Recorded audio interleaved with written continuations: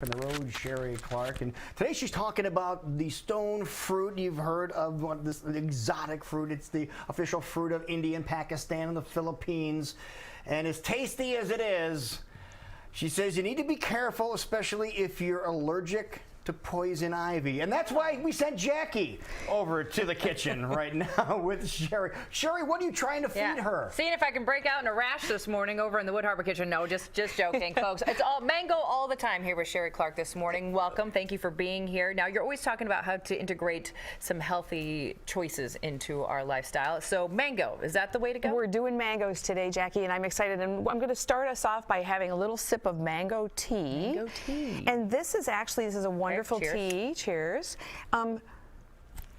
It's not made with fresh mango. This is actually a dried. That's very tasty. It's decaffeinated. This is a dried green tea.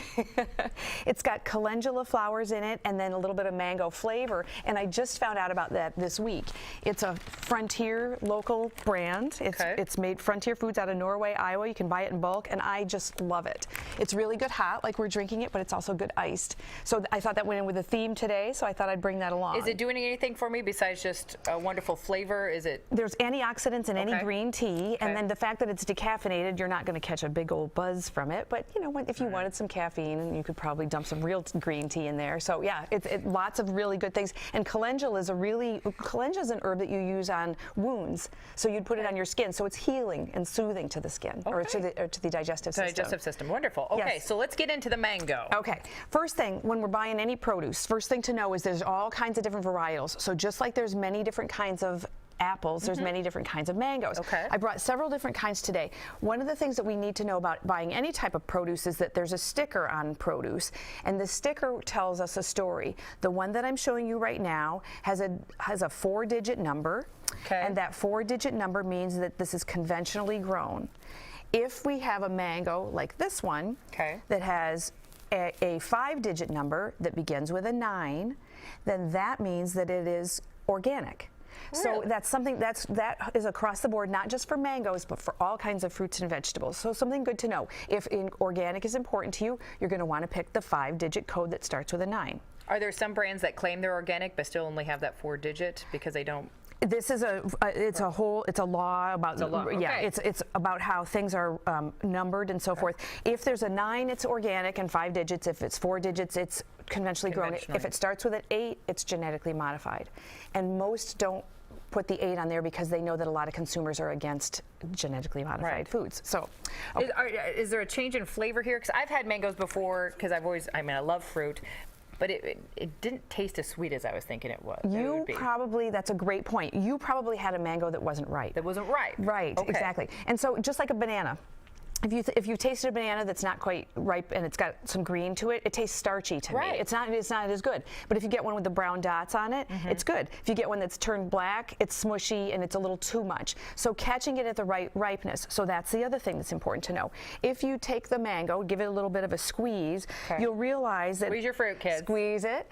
It should have a little bit of give, but not a whole lot. It should be. You should pinch it going around, and it should feel pretty even. I was gonna say, this feels ripe to me. Going by what you say. It's exactly, and it's a lot like an avocado would be. Same kind of a density. The organic ones that I brought today are a little less ripe. These are a little firmer. It's a different varietal, but it'll feel a little bit different. You can't always tell by the color. Just like with a lot of things like avocados, you cannot always tell. Many times as these ripen, they will change color, but not always. So when you get them at the store, if it seems too firm and you know that it's not ripe enough, leave it on the counter for a day or 2 or possibly 3. If it gets to the point where it's ripe and you know you're liking it, but you're not ready to eat it, into the fridge. So that'll keep it for you. Keep it. Perfect. Yes. Now, you're ready to eat it, so what do? There's a couple different things. Many people are intimidated by the mango because they know that there's a pit inside. And the pit is very big and really long, and if you're not ready for it and you try to, for example, cut crossways, your knife will hit right through there. One thing you could do is you could buy a mango splitter. Yes, they do make a mango splitter. All right. And a mango splitter is how would you know how to line it up for the because the seed is right straight down the middle of the fruit. So if you lined it up like this, you go like this, and we're going to see if this works. Use your muscles. We'll use our muscles and push, and then see what happens. It'll get us the fruit I don't personally like to use a mango splitter because I think there's a lot of waste. You're wasting. Exactly. So what you would do is you would cut with your knife, but it's not going to be as pretty. My preferred method, so you could do that if you wanted. Smells good. But I'm not big into these kind of gadgets anyway. I just wanted people to know that they exist. Or if you have one in your drawer at home and you don't know why it's there, now you do. No, exactly. That's what they gave me. My preferred method, and I'm going to use the organic one because it's going to be easier to cut. I've already cut one side. Of it. You cut slightly off center, just straight down with your chef's knife. And then you have less waste. So you still would cut around. And then the key is to eat it, you would make some scores like this. Notice how some people will pick up and cut in their hand. I'm not that brave. So you'll make these scores. You go that way, you go across the other way, and when you're done, fold it out. How cute is that? Exactly. So that's the correct way to cut it. Now, can you eat the skin, or don't recommend it? That's what Lou was saying. You can, when you eat it, if you eat it like that, try to keep it away from your lips, the skin part of it. It is related to the poison ivy plant. Not everybody's allergic, but some people are. It doesn't bother me. I can eat it without a problem, but I know some people do get irritated by it. Wow, now, I had no idea. It won't put you out of commission unless you're eating a bunch of them or whatever. Not be fun. Exactly. So you're going to be mindful of that. So now that we know how to pick them, prepare them, whatever, what do you do with them? Lots of different things. You can make chutneys, you can eat them plain and whatever. But I've also wanted to make you another beverage. Ooh. What I did was I made you a mango lassi. It's very thick. What does that mean? Lassie's a traditional Indian beverage. It's usually made with cow's milk, yogurt. It's very thick. That's why I brought you a spoon. You could drink it with a straw. You could sip it out of the cup. It's really yummy. That's sweet. It's very sweet, very nice. I added a tiny little bit of coconut sugar. I could put some cinnamon on the top. Also gives it a nice little bonus taste. Was there a spoon on my shelf? Oh, excuse me. There's a napkin for Thank you. Oh, so that's good. Isn't that yummy?